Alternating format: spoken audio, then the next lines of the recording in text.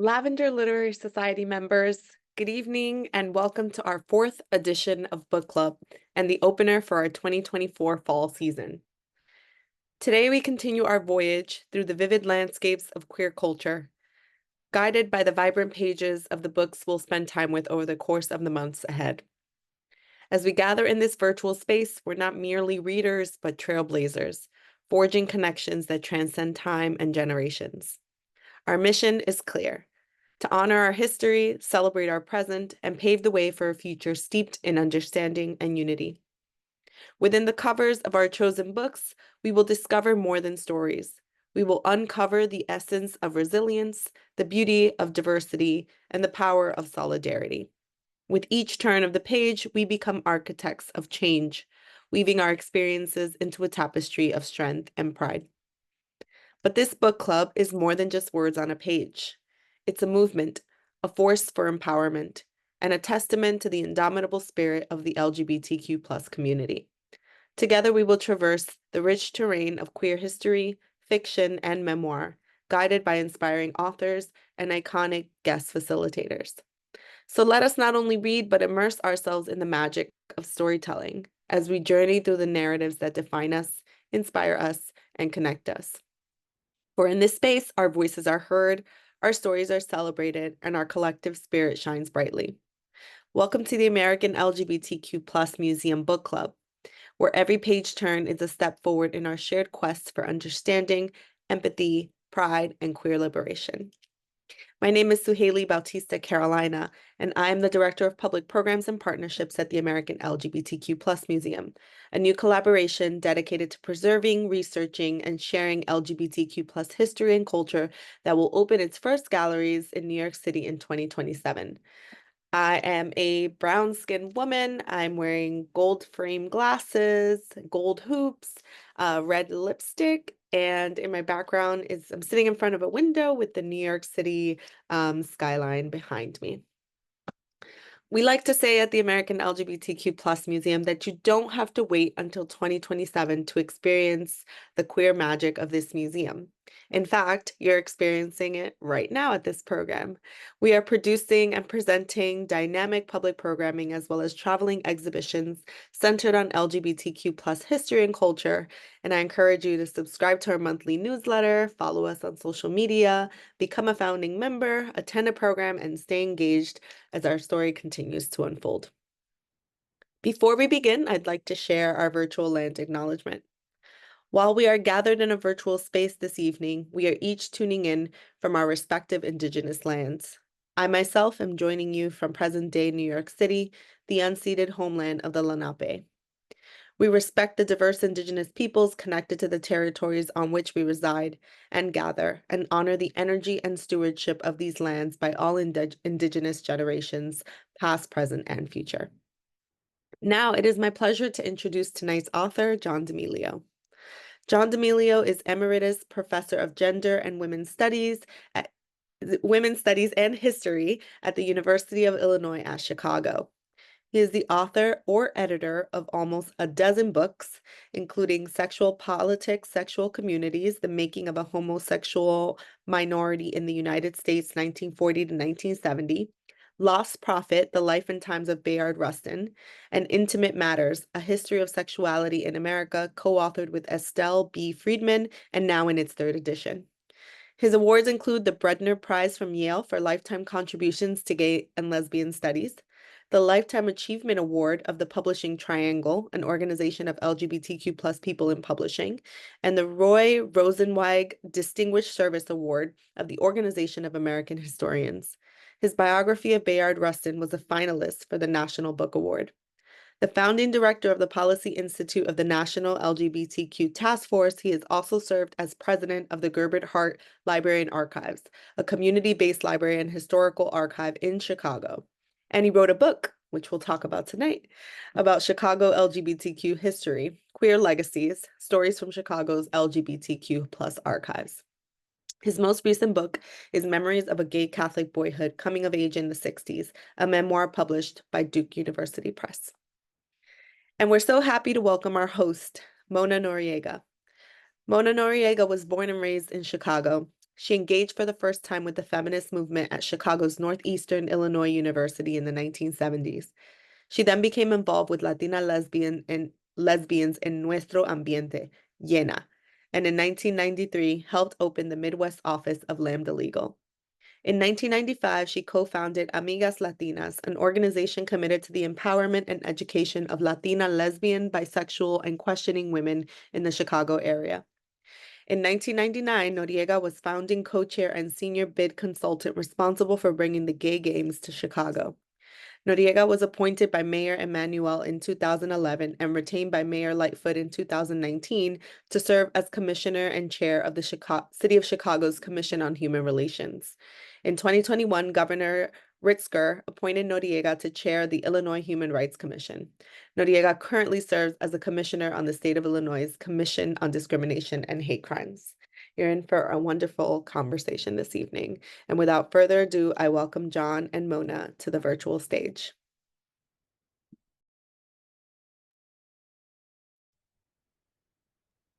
Thank you. What a lovely introduction. My name is Mona, and I am here in Chicago, and I have white hair. I'm wearing glasses. Soy güera, which means that I'm light-skinned Latina. I'm wearing a red shirt, and I'm sitting in my home. And so thank you for that introduction. John, how you doing? You're looking pretty good. Thank you. So I'm John D'Amelio, a 76-year-old gay white guy with a goatee that's white and hair that's resisting turning white, but is getting there. I'm in Chicago. I'm at home, sitting at the table where I eat my meals, and with the brick wall of my apartment behind me. So, John, what an honor to be able to discuss queer legacies with you. Thank you. Thank you so much. It's like a gift. I'm in Chicago, and as was mentioned, I came out in the late 70s. So I need this type of historical analysis and context for what I was coming out to here in the city of Chicago. And so I could better understand the tumultuous new world I was coming out into, and looking back to better understand my place in it all. So, thank you for all of that. And before we begin, I want to say thank you to Gerber Hart for safeguarding and holding open their collections to you and others who wish to study and explore what came before us.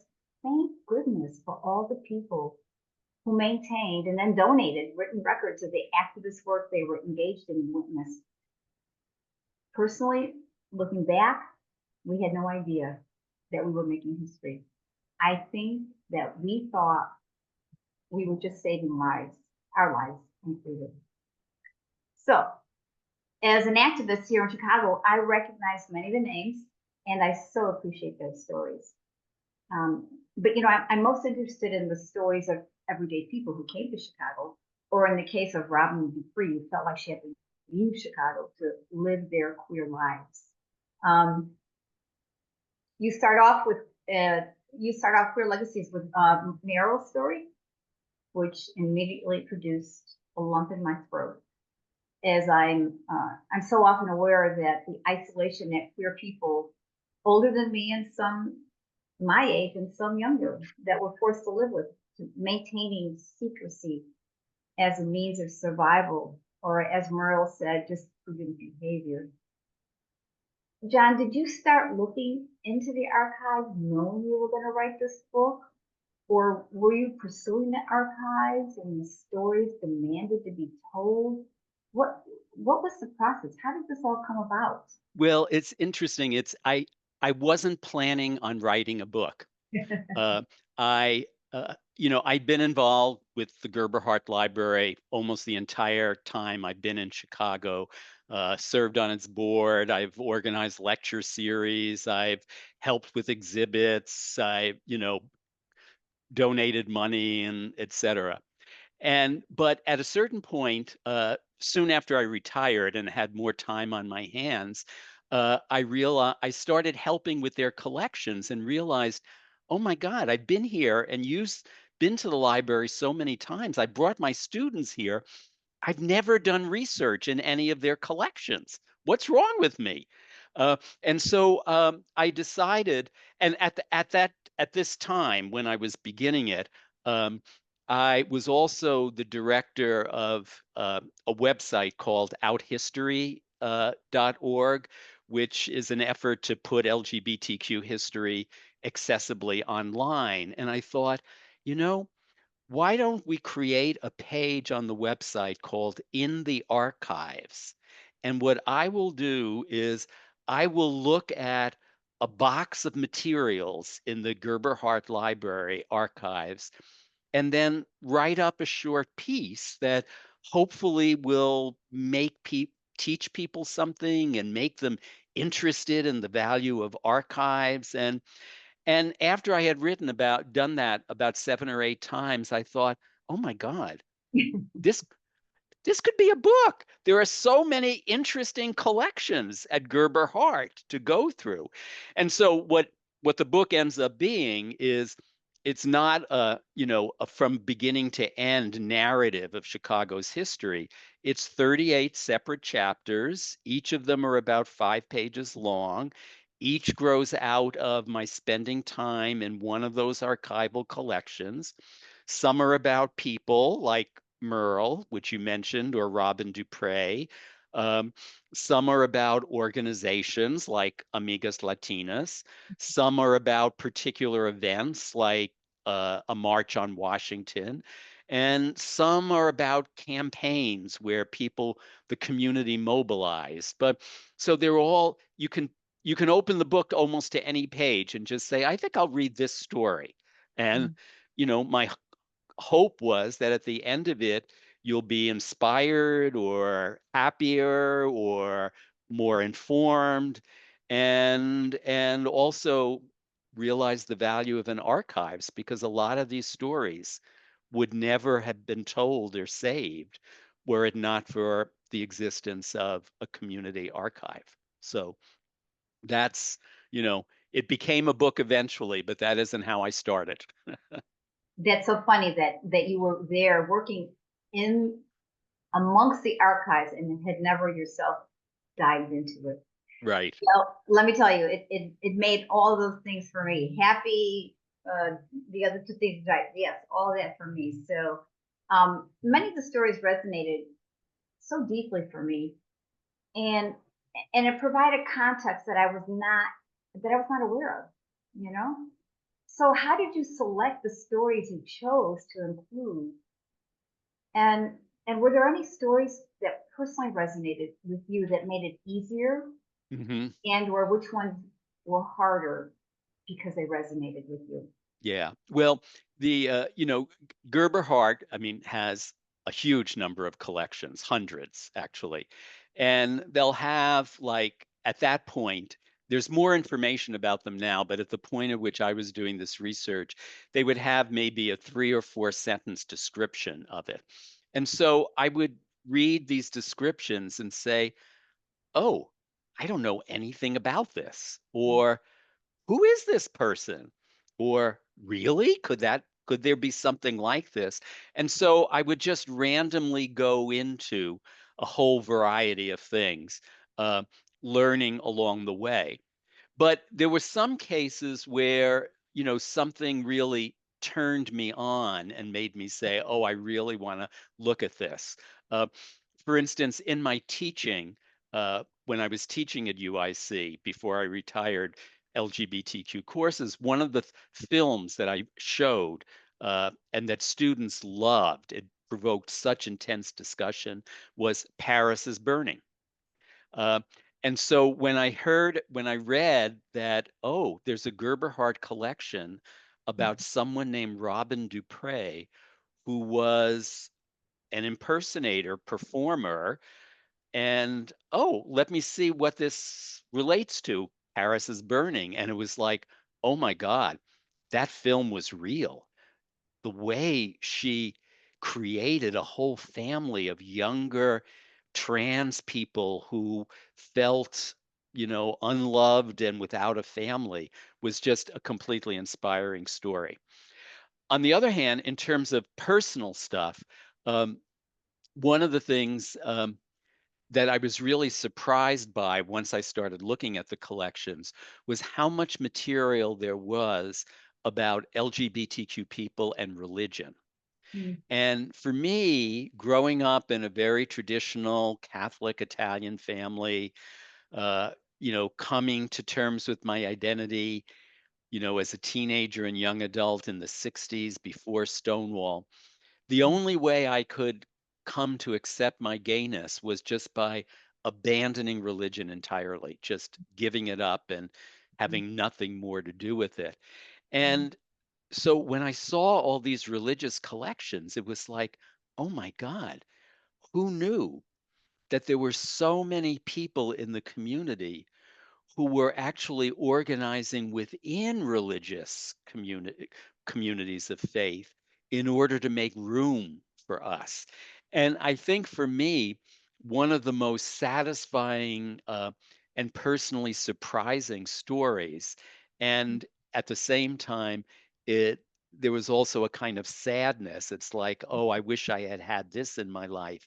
Was learning that in the early 70s in Chicago, there was something called the gay mass, that a uh-huh. group of LGBTQ Catholics tried to find a place within the local church here, and they found a priest who was willing to say mass and do a mass service for a group of queer folks in the early 70s. And I thought, oh my God, if that had been available to me, who knows how my life would be different now. So yeah, there were, some of the things were just, oh, surprises. I know nothing about this. And Mhm, others were, oh, I really want to know about this. mhm. Actually, I appreciated that you put the Episcopalians, the Methodists, and the Catholic all kind of little stories next to each other, and I appreciated that they were framed in a similar time context. Um, but similar to you, I well, maybe not similar, but my only recollection of the Catholic Church was how vehemently they opposed the gay rights ordinance here in the city of Chicago. And and so I also was even though I knew people in dignity, I was unaware the depth. And so when you talk about the 60s and 70s as times of change, challenge, do you think that the church pretty much said, no, we are not changing? I don't care how much activism you have, well, the Catholic Church is. Um, do you think that that is the same when you like you're looking back and seeing that there was this activism that was occurring, Hmm. but some of it did not result in change? Do you draw any analogies between the activism that we saw in other parts of our queer lives, politics and family and law? Um, there was the optimism and the risk to change, and we have changed so much. Do you draw any analogies between how much the church has or has not changed and the rest of our lives, how we have and have not changed? Well, the first thing I'll say though is that although the official, and this was something that I've learned partly as a result of this research and then further exploration, but although the official position of the Roman Catholic Church around same gender, same sex love, and sexuality relationships has not changed, it's still, you know, this is A this kind sin. of is wrong, you know. But what I learned partly from researching it in those collections and seeing what was happening on the ground, and then partly by my own more recent experience in response to the publication of my memoir, Memories of a Gay Catholic Boyhood, is that there really are, it's like there are two different Catholic churches in the United States. there's the official Catholic Church at the top of the cardinals and the bishops, et cetera, and the structure of the church. But Mhm. then on the ground, there are all of these parishes and all of these individual priests who are Mhm. completely open to and inviting of LGBTQ people. Mhm. I was surprised by the number of Catholic schools that invited me to come and Oh, that's speak wonderful. about That my is book, wonderful. you know? So it's like at the top, no, Mhm. we don't, you're wrong. But Mhm. on the ground, we Mhm. want you. So, Yeah. yeah, Yeah, and I think that's typical of many institutions. You know, you have the laws, but then when it comes to, the actual person who has to implement that policy, if they don't agree with it, whether they agree with it or don't agree with it, like people rejected marriage license even though they were required to, and or encouraging people to do something that is against policy. yeah. It happens at the local level. So I'm actually so glad to hear that you've been invited to speak to at Catholic schools. That's a change. I mean, that is such a big change in our lives. So Yes. wow. So the other thing, well, I had one. I'm glad that you brought that up and talk about that. I had to read it a couple of times because um, it's hard. It's hard. So I'm glad to hear this. When I read of the transvestite legal committee's work, I thought how so much of that work is still needed and delivered today. So this was in the 1970s, right? Yes. 71, I think you said. Um, and they were doing guidance on name changes to birth certificates, which we are advocating for that change in the law right now in the state of Illinois. How to best navigate the legal system. They sent a letter to the Chicago Police Department demanding an end to harassment of trans people.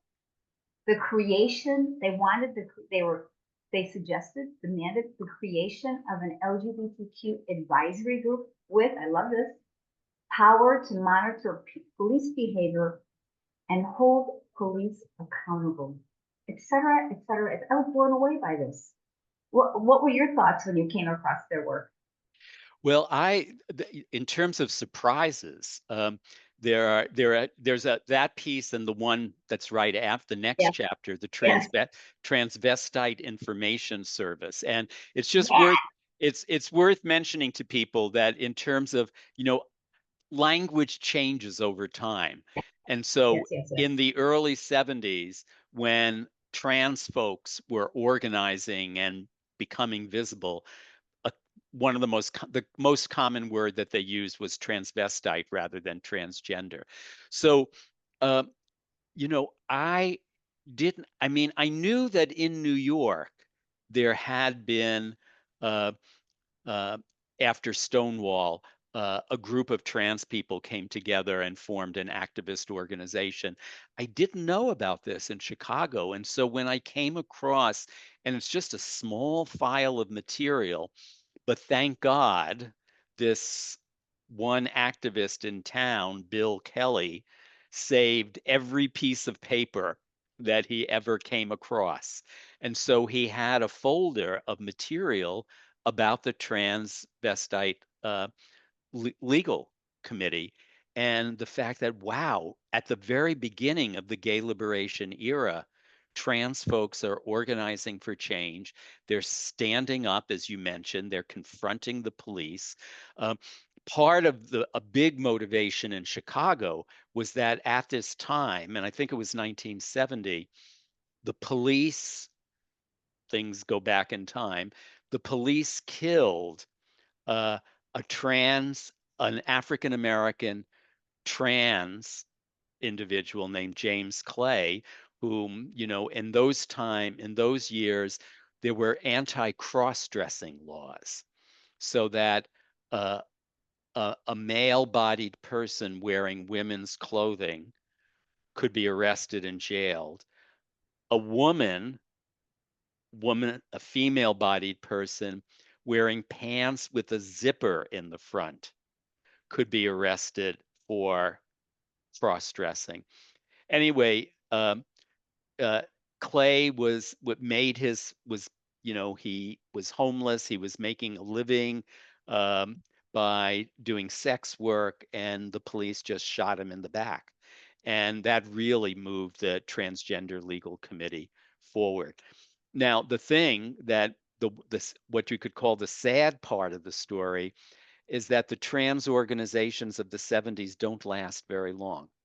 They're all volunteer run. It's the gay liberation movement doesn't pay much attention to them, and so Mhm. they feel very marginalized. And so that, as you said, 50 years later, we're dealing with many of the same issues around transphobia and trans oppression.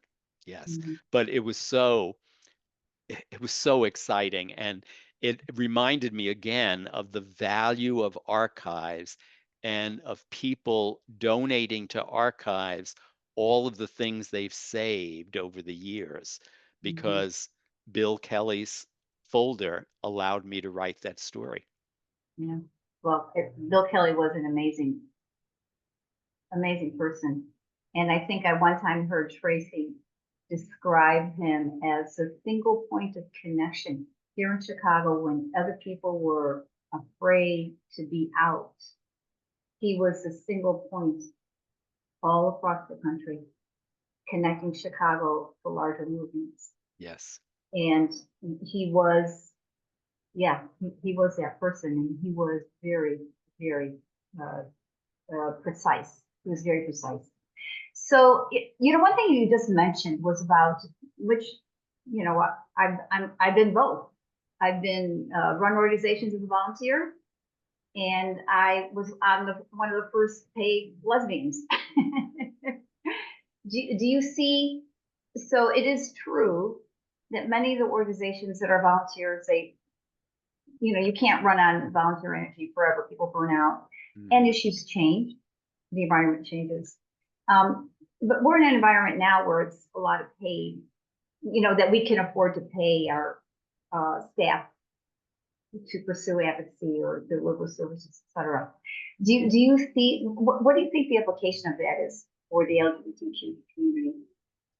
Well, it's made a huge difference. And one of the things, this doesn't necessarily show itself in the essays that I wrote in Queer Legacies, but the decisive shift that allowed for there to be a lot of paid staff rather than all volunteer was the AIDS pandemic of the 1980s. Because stone I mean I it's Stonewall was an uprising that lasted 3 or 4 days and then gave birth to a gay liberation movement.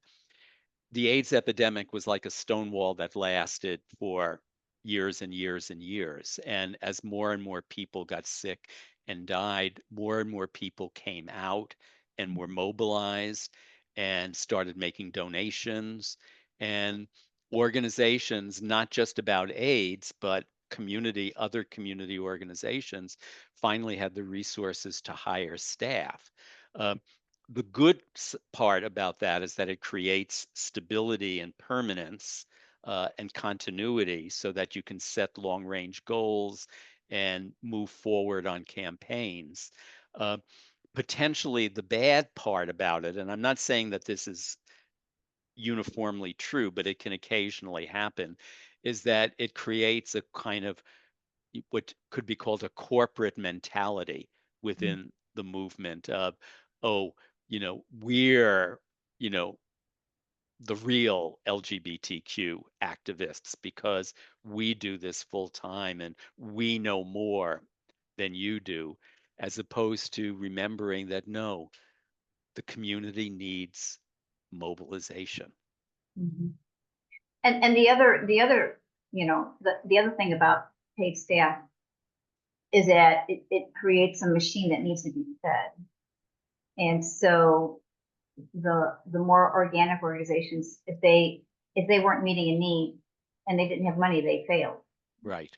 But I don't know. And so that's why I was asking what you thought about that, that even if in a changed environment, sometimes you need to shift what your priority is. Perhaps a particular win has been achieved or a right or policy change has been made. So then you need to move on to the next one. Having said that, we are still fighting for our basic civil rights. So, so I am so glad to have paid people do, get out there and we absolutely need that. So I was just wondering what your thoughts were about in the 70s, or my experience in the 70s and 80s was more about volunteerism Yes, yes, and running these organizations. yes. Well, and I think what comes through in some of these collections is that all volunteer organizations made a really big difference. Like to just give one example, I mean, there are a number of examples of organizations that I discuss, that I write about. But one example, and this was something that I had been involved with in New York, not in Chicago, was the Gay Academic Union. And Mhm. it sounds like, oh, what a weird title, Gay Academic Union. But at a time when virtually all faculty in American universities and colleges had to remain in the closet, Mhm. and in which almost no positive LGBTQ research was being done. Mhm. The Gay Academic Union was this volunteer organization that created a space where queer academics and graduate students could come together, feel like Mhm. they had a support network, um, Mhm. develop the courage to come out or to do Mhm. research.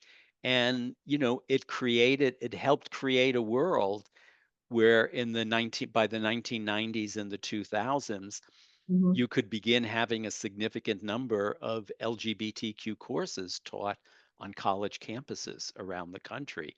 Mhm. And at a certain point, volunteer organizations, the Gay Academic Union, just came apart and it just faded away Mhm. because so many people didn't need it anymore. Right. And, Yeah. so yeah. Yeah. And since you're talking about teachers, the story of the high school teacher who um, who could not come out until after she retired Hmm. because we just didn't have job protections. Right.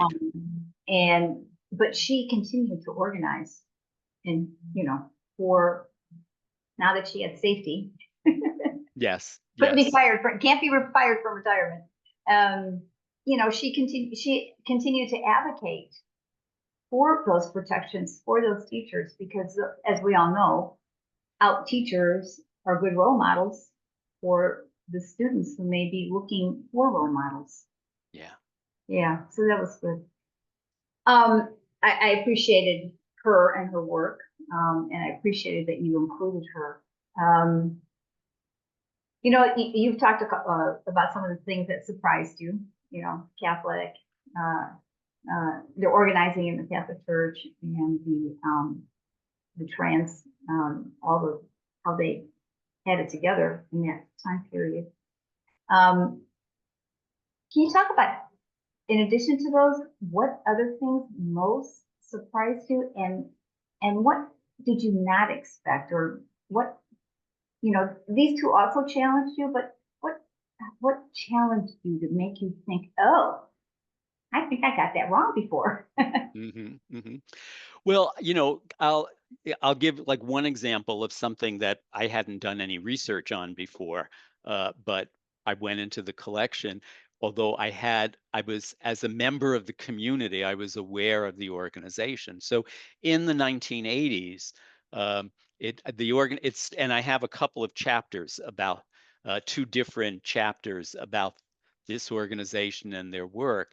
Uh, at the end of the 70s, a group called Black and White Men Together formed in San Francisco.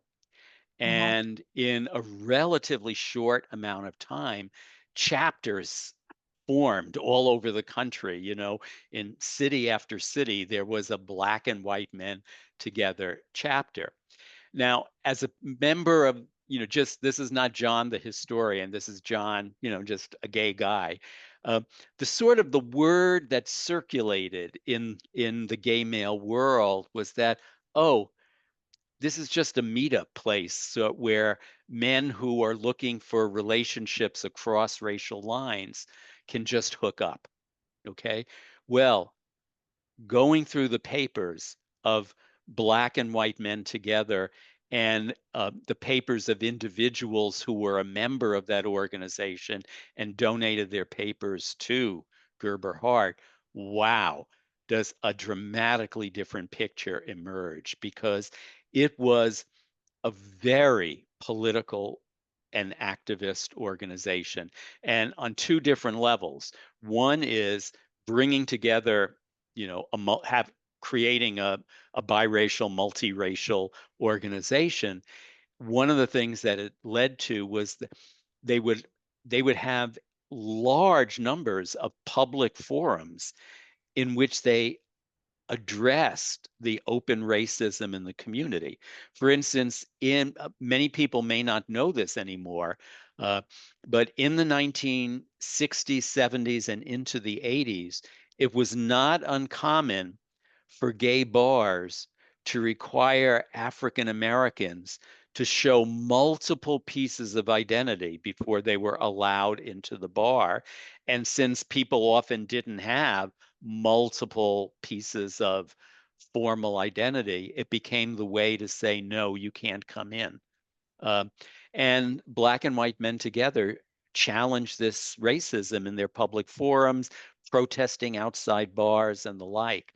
And then in the 1980s, as AIDS began to spread and disproportionately affected the African American community, Black and White Men Together did so much AIDS education and AIDS prevention work. So for me, this was, wow, Mhm. that stereotype of the organization bears very little relationship to the complex reality of the group. I agree. And um, although we had, worked with them a little bit, um, I I didn't think of them as a hookup group, but I was on at the end of that chapter. You list all the activities and organizations that they spawn. I mean, so in the time frame that they were there, you mentioned challenging discrimination, challenging AIDS, challenging racism, creating tools in which to challenge racism, white racism. And so, although again, another one of the instances where I read your book and I'm like, oh yeah, I know about Black men and Black and White Men Together. I know that organization. I did not. I did not know Woo! all the work that reverberated from their work. And actually, women of all colors was spawned by Black and White Men Together. Mm. And women of all colors spawned Amigas Latinas. Oh, okay. Yeah, so Amigas Latinas was, so one of the founders of Women of All Colors Together was working closely with one of the men from Black and White Men Together, and that was the model for women. She was using that as a model. So Marilee and Yvette went to one of their meetings on a day that they had asked me to come speak.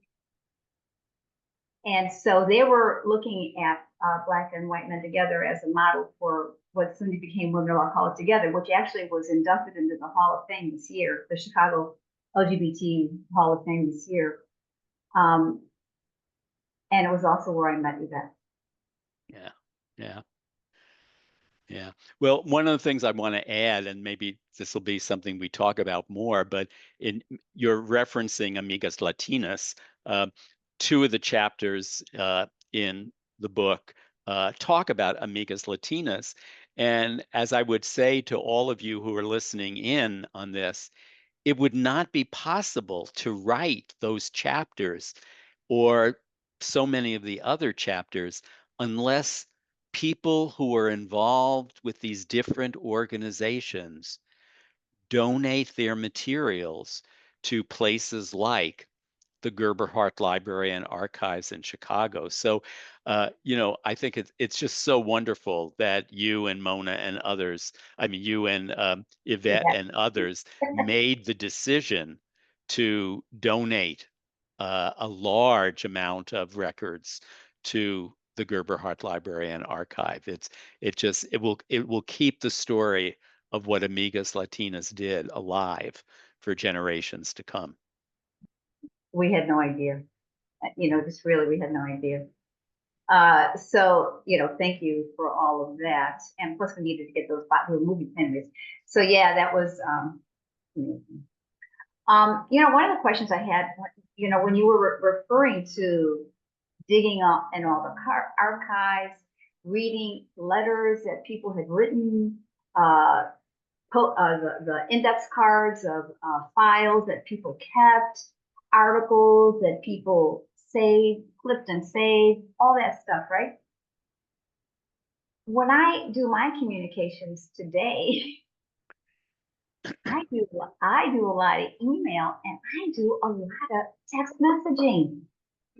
And and I just wonder how that's going to impact future, because the materials that you read through were so personal. They were just so personal. And I don't know if in the future, rather than boxes, there will be jump drives and discs. And will they have that personal um, emotion of the time, the vibrancy, the urgency, because the Hmm. when I can communicate, it's gone, right? I'm not saving it. So what do you think that means for the future? Well, it's a really good question, and I feel like that question needs to be answered probably best by someone 30 or 40 years younger than I am.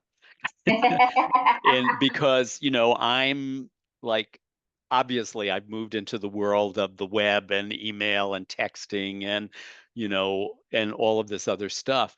But my whole life hasn't revolved around it. And the research that I've done over, 50 years now of doing historical research and writing on LGBTQ history and social movements has all been based on written records, whether they be handwritten records or typed or computer written but printed out.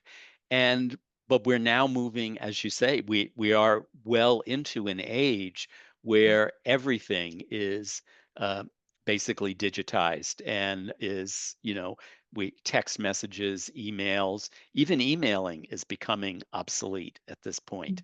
Uh, Mhm. Social media and things like that. So uh, I honestly don't know how this is going to, how archives that Mhm. exist, like the Gerber Hart archives, how they will adapt to this. Will people start donating flash drives, and Yeah. discs and things like that? Or will that just be research that honestly gets done online somehow or another? Um, I wish I had an answer to it. But in the meantime, uh, that change in the present will not affect or lower the value of saving these older materials from the past, uh, including the not that distant past as well. Uh, Mhm. so that, I encourage anyone who's listening into this to, if you're in Chicago, Gerber Hart Library and Archives, but there are so many more LGBTQ archives around the United States, in large cities, and in somewhat smaller places too. There's so many I can't even keep track of them anymore. But really, your materials matter. Uh, your letters, your photographs, your appointment books, the organizational newsletters that you collected and saved.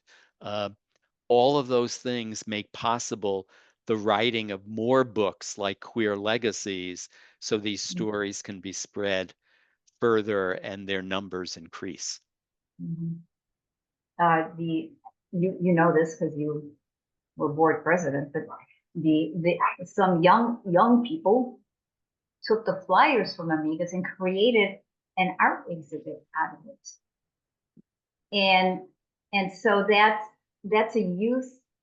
So in addition to this historical kind of written analysis that we can put in the timeline, and I love the context of looking back, but they took it and did art with it. Mm-hmm. And so it leads me to believe that there are ways that I'm not even going to be able to imagine, because clearly I did not imagine that. And so there are clearly going to be ways that,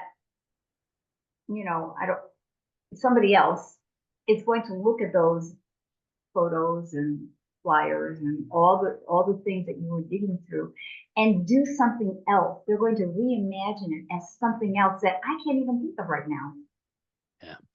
Well, and I mean, one of the wonderful things about the Gerber Hart Library and Archives mission is that besides being a circulating library where anybody can go in and borrow one of their masses of LGBTQ books, and being an archive preserving historical materials, they also have exhibit space, and they create exhibits about LGBTQ history. And this is one of the things that makes me very happy, is that a large number, a significant portion of the volunteers at Gerber Hart who work on and create these exhibits are a generation of young adults, um, rather than my generation. And the most recent exhibit at Gerber Hart, "Don't Say Gay," or "Do Say Gay." It's a response to the "Don't Say Gay" legislative uh, push in many states. A "Do Say Gay" exhibit was created by a collection of college students who came together and did it as one of their college course projects. So it was wonderful to realize that, oh my God, they're enmeshing themselves in the archival materials that Gerber Hart has. I love them. Their energy is fantastic. And the story about what was it, Renee, I think, was done by a college student, not, who asked their professor if they could uh, if they could if they could interview her and use that as their to meet their academic requirements, and then donated that to Gerber Hart, which then you were able to research. But that wasn't even somebody who was a gay activist. I mean, that was just amazing. Yes. So anyways, some of the some of the stories that you shared, like I begged more questions, of course. And you even shared that some of the archives, and you shared which archives could stand to have further investigation. And this one might offer a book, and this one could use this and this type of analysis, giving direction to future historians. You've affirmed very much the importance of preserving history, but I don't know, we didn't know that was important. And what would you tell? I mean, I know you've said to preserve the materials, but what will you tell current activists and historians about their work right now? Because like right now, there are people out there who are just like having it not able to sleep because they're planning tomorrow's march, you know. They're not able to sleep because they're going to have to challenge their local politician about some inane policy. Those are the stories that we need, right? What message do we send to them to ensure that they preserve that their challenges and their wins and what it means to the rest of our future, you know, of community? Yeah. Well, and one is that, while we're living in the present, we are living on the shoulders of the past. That the kind of work that as activists and community members, and the kind of lives that as activists and community members we're able to have, is possible because of the work that happened and was done before us. Uh, Mhm. we live in an era where Mhm. coming out it's taken for granted. You don't even come out Yes, anymore. You exactly. are who you are. But that we've gotten to that point only because two or more generations of people were willing to risk the oppression that they faced, Mhm. and come out and declare themselves. So we learn a lot from the past and we build on it, and that means that the future is Mhm. going to build on the present and what's accomplished. So the work that people are doing in the present also needs to become part of a history that's saved and shared with future generations. What would you say to community in regards to helping to support our archives? So here in Chicago, we have archives, and then you mentioned other locations that have archives as well. Yes. Well, honestly, I'm a lover of history. I've devoted my adult life to researching, writing, teaching, spreading the word. But uh, like for instance, Chicago is where you and I are. So Mhm. if you were in Chicago, I would be saying to you, check out the Gerberhardt Library and Archives if you haven't been there yet. First of all, it's a very inspiring place to be. It's just like, oh my God, where did all this stuff come from? Yeah, Um, yeah. and they welcome all volunteers, they welcome all visitors. These local archives that exist in different communities don't require you to be a professional historian in order to do research, but you can go there and spend a weekend afternoon looking through a box of old material and being surprised beyond anything that you imagined. It's like, I mean, I've had the experience of bringing classes of my students to Gerberhardt and Mhm. watching their excitement Mhm. as they go through materials, and then some of them saying, "Oh my God, I'm going to do my research paper for this course by coming back here." So I think every one of us has something to be gained by engaging with our past history Mhm. and helping to keep it alive, learning it, and preserving it. Mhm. Yes, I thank you. I appreciate that. Um, so some closing thoughts. Um, so let's see.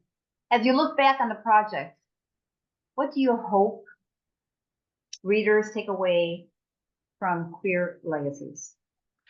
Uh, well, several different things. I hope they, just that the stories inform them and pick up your spirit and make you think, oh my God, I'm so glad this person lived and did what they did.